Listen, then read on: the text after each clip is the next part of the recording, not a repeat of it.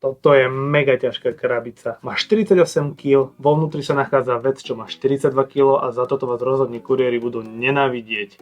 Ahojte, vítajte na mojom kanáli Fanatik. Vo vnútri mám Duoc N26 a sledujete unboxing, predstavenie a prvú jazdu. Ja sa na to strašne teším.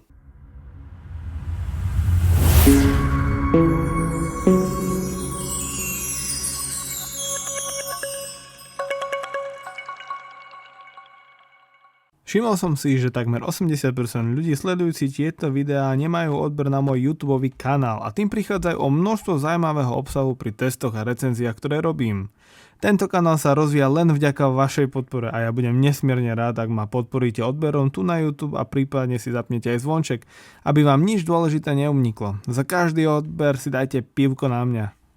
N26 mi prišla z európskeho skladu priamo z e-shopu duoc.com. Aktuálny kupón a odkaz nájdete v popise tohto videa, takže ak vás táto motorka, ktorá sa tvári, že je bike, zaujala, tak si pozrite túto ponuku v popise tohto videa. No a ja sa už teším na to odbaľovanie. Prvá pozitívna správa je tu, že máme 203 mm kotúč a tento rafík v takej modrej farbe.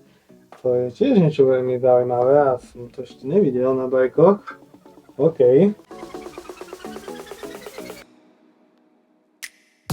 Bicykel je vonku z krabice.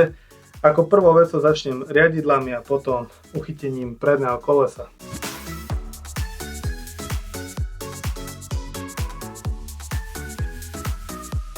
Pri centrovaní riadidel vám pomôže takáto pomôcka, ktorá je tuto priamo na riadidlách, kde si viete pekne vycentrovať aj výšku, aj stred tých samotných riadidel. By sa robiť veľmi široké, určite budú mať vyše 70 cm, za čo hneď palec hore.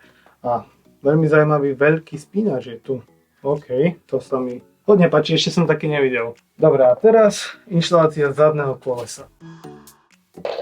Za čo chválim výrobcu sú jednak kvalitnejšie kľúče, ktoré slúžia na zostavenie bicykla, ale uchytenie tejto prednej vidlice je prispôsobené na to, aby sme tu mali predný motor. Ja sa vám to pokúsim aj ukázať v detailoch. Totižto samotné to uchytenie vidlice má zhruba asi 0,5 cm nejakého liatinového materiálu, plus sú tu na každej strane po dve skrutky, ktoré by mali ešte takým špecifickým patentom uchycovať a držať pokope to predné koleso, napríklad už len kvôli tomu, že ak budete pridávať a pri tej akcelerácii, aby nedošlo k nejakému poškodeniu samotnej vidlice.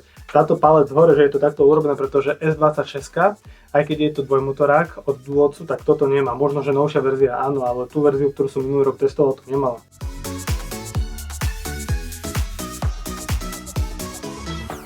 Máme tu 4 takéto skrutky. Každá sa dáva ako torque arm na každú stranu vidlice. Nie sú podlepené lepidlom na skrutky. Odporúčam vám to spraviť, pretože keď pôjdete s týmto v teréne, môže vám ľahko vypadnúť. Ono to prakticky nemusí i hneď vadiť, pretože budete tu mať veľkú maticu, ktorá to všetko aj tak bude držať pokope. Ale myslím si, že to bude dobré to podlepiť tým lepidlom.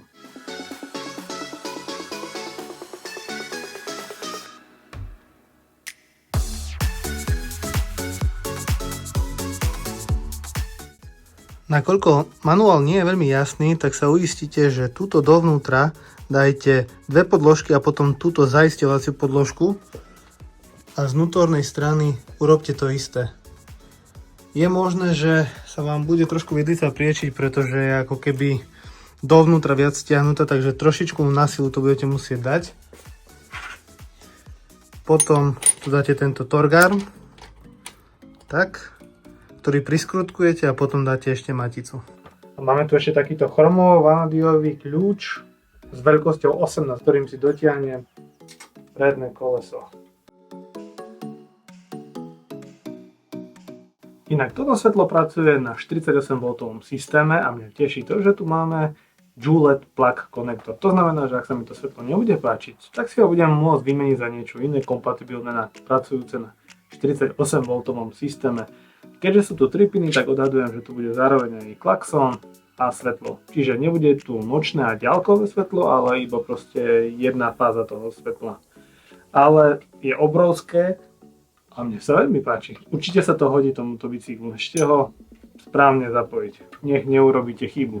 Takže gumička ide dovnútra.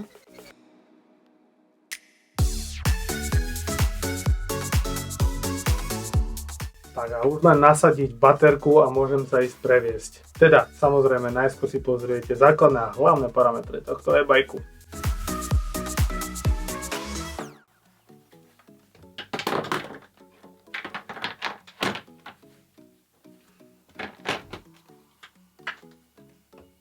A samozrejme, predtým než sa preveziem, ešte je treba zapojiť predné koleso podľa šípiek. Bicykel mám poskladaný, je to naozaj masívna a veľmi zaujímavá konštrukcia a teraz by sme sa mohli pozrieť na základné a hlavné parametre tohto e-bajku motorky. Povedzte vy. V skutku je to veľký bike. A čo rozmery? No už celková dĺžka je tu až takmer 2 metre a výška od kolesa k riadidlám je 120 cm. No a výška sedadla je fixná, len 83 cm. Tuto bude komplikované so šľapaním, to viem už teraz. Riadidlá majú parádnu šírku 72 cm, no a pozrite sa na tú kabeláž, všade samé džulety, palec hore. Kolesa sú veľké a mohutné, grafiky majú lesklú modrú farbu a terénne pneumatiky sú od známej značky Chaoyang. Fúkame ich maximálne na 1,4 baru, respektíve 20 PSI. Nakoľko tu máme dvojmotor, máme tu aj dva ovládače. Jeden je pod baterkou a druhý pod sedadlom. Oba majú 21 respektíve 22 A a batéria je od Samsungu s celkovou energiou 960 Wh. O parádny výkon sa tu postarajú dva 750 W motory, ktoré v špičke ponúknú výkon až takmer 1200 W na motor, spolu 2400 W. Oproti S26 tu máme zmenu a väčší 203 mm kotúč, ktorý aj mega hrubý. Brzdy sú rovnako ako pri S26 od Dyselandu, no chcelo by to o niečo lepšie brzdy podľa mňa. Predná vidlica je klasická pružinová s nastavením kompresie a zdvihom približne tak 80 mm.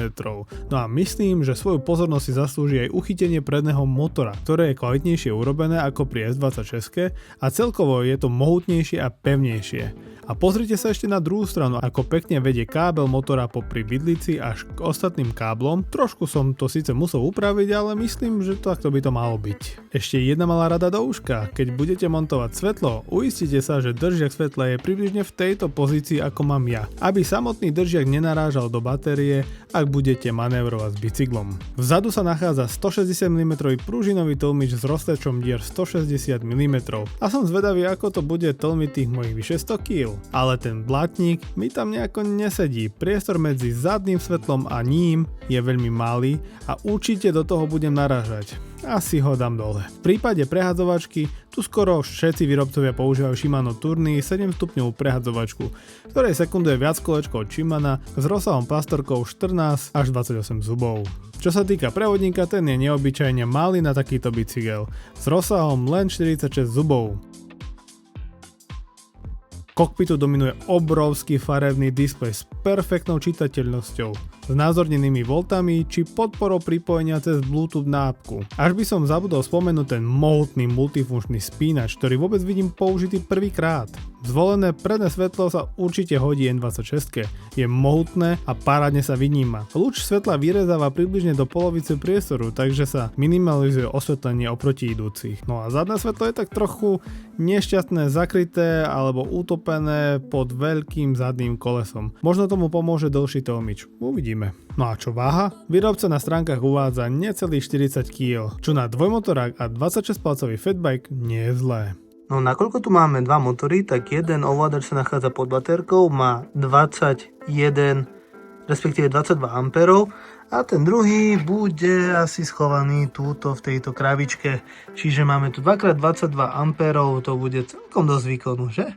Duoc N26, idem vyskúšať maximálnu rýchlosť na tejto dvojmotorovej bežty. Rozjazd mám nastavený na najprúčšie, tak som zvedavý, ako sa to bude správať z miesta. Tá maximálka bude nebezpečná, takže držte mi palce. OK, ešte vysadnú na teba.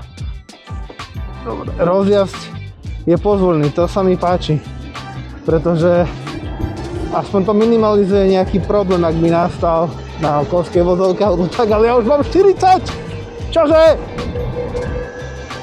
50 displejových a ešte stále zrychľujem. Ešte stále trošku zrychľujem. Wow! Toto bude určite cez 50. Paráda! Tak toto je beštia. Wow. Wow. Brzdy. Také priemerné zatiaľ, oni si asi ešte musia sadnúť. Teraz mám napríklad 30 displejových a keď pridám, tak je to proste hneď cítiť. Ten záber dvoch motorov je parádny. A bicykel aj vďaka tomuto posedu asi mám v podstate úplne pod kontrolou. Wow! To ide jak besné! A čo je výhoda na týchto 26-palcových kolesách, je rozhodne to, že vám ponúknú dosť dlhú zotrvačnosť, čiže ja už som pustil plyn asi pred 200 metrami a stále ešte idem. No, ten posed je na mne strašne nízky, ja mám 190 cm aj s teniskami a idem skúsiť. Veľmi ťažko sa pedaluje. Ja tam vyskúšam dať 190 mm tlmič. Tento pôvodný má 160 a ja tu vôbec nie som schopný nič urobiť, nič pedalovať, takže sa spolieham vyslovene iba na plyn. Ale máme tu tempomat, ten sa aktivuje tak, že držím plyn na rýchlosti, akú chcem a potom stlačím a podržím tlačidlo minus asi na 2 sekundy. Zmení sa mi tu na P-čko, z jazdného režimu na P-čko a teraz mám cruise control, teda tempomat, nastavený na displejových 36 km za hodinu, nič nerobím, užívam si tú zimu, ktorá je okolo mňa. Ak ho chcem zrušiť, ťuknem buď do brzdy, alebo do plynu. Teraz sa to pekne deaktivovalo. Displej je fenomenálny, je veľký, vidím ho prvýkrát, myslím, že S26 mala takto vertikálny, tento je skôr horizontálny, vidím tam všetko a perfektne. Aj keď je slnko, aj keď je zamračené, proste vidím všetko a ja tu mám aj volty. Pre mňa je to rozhodne lepšia voľba, ako keby som to mal mať prepojené s aplikáciou, ktorá je taká všeobecná, veľa sa tam toho nedozviete, respektíve veľa vecí si tam neviete nastaviť, ale ako možno príležitostná komunita, ktorá sa tam dá nejako rozvinúť, tak by to mohlo byť fajn. Ale mňa trošku otravuje tá Bluetooth ikonka v ľavom hornom rohu, ktorá stále preblikáva. Trošku je to tvrdšie, ja sa skúsim pohrať ešte s prednou vidlicou, či to trošku pôjde zmäkčiť. Ten zadný tlmič, ja mám 105 kg, akože musím dosť na ňo tlačiť, aby trochu zmekol, ale ja sa veľmi nečudujem, pretože 5 cm od zadného kolesa je už úchyt na zadné svetlo. Ale tie jazdné vlastnosti sú super. Za bike v takejto cene ide 50, to je super, to je paráda. A čo brzí zo 40-ky zhruba? Dobre. Trošku im treba dať čas, aby sa trošku aj oni usadili, kam majú. A treba to brať tak, že tu nie je veľká modulácia, tu potrebujete trošičku viacej tej sily použiť do tých páčiek. Preto tie páčky sú veľké na 3 prsty. A keď ich použijete správne, tak to ono aj celkom solidne brzdí. Veď tu máme 203 mm kotúč. Ale s týmto bicyklom žiaden asfaltový kopček nebude problém. Ja neskôr vyskúšam tento bike aj v teréne. Vymením tam tlmiš za jeden 190-kový, ktorý mám. A som veľmi zvedavý, ako to pôjde. Ale tie terénne pneumatiky húčia náramne.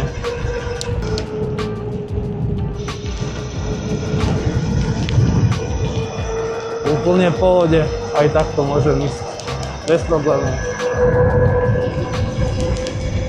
A tú rýchlosť ani nevnímam. Mám tam 50 displejových, možno, že o niečo trošku viac. Vôbec ju nevnímam. Tu je to perfektne. Ja si ešte vyskúšam svoj obľúbený nadjazd. Ako sa to bude správať v nízkych rýchlostiach, tento dvojmotor, na tom najsilnejšom rozbehu. Nech teda viem, či ma to bude šmýkať alebo nie, pretože ten počiatočný rozjazd je jemný, nepočmyknem, ale už keď som v rýchlosti, tak to ľubí počmyknúť. Tvári sa to celkom, že to chce byť v pohode. Dobre. Ja celkom solidne viem modulovať ten plyn na tom Half-Twist Throttli. To je dobré. Ale cíti, že to má grády. Ale keď to používam správne, tak je to v pohode. Je to v pohode.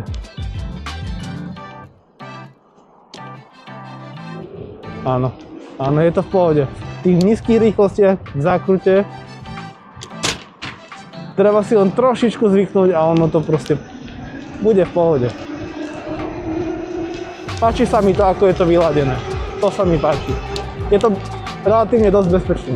Pretože tú akceleráciu, keď som tej rýchlosti 20 až 30 km/h cítim silnejšiu, ako keď idem z totálne nízkej rýchlosti. A už aj pri Duos S26 to bolo nastavené tak, že keď som dvihol hore obe kolesa, tak to predné koleso sa pomaličky spínovalo, zatiaľ čo zadné koleso sa brutálne roztočilo. Takže je to hlavne, nezľaknite sa, nie je to vada, podľa mňa to je z bezpečnostných dôvodov urobené takto, aby to bolo bezpečnejšie, pretože v tých nízkych rýchlostiach, keď potrebujete ísť do zákruty alebo čo a náhodou vy sa pomýlite a pridáte, tak by ste i hneď mohli byť na zemi.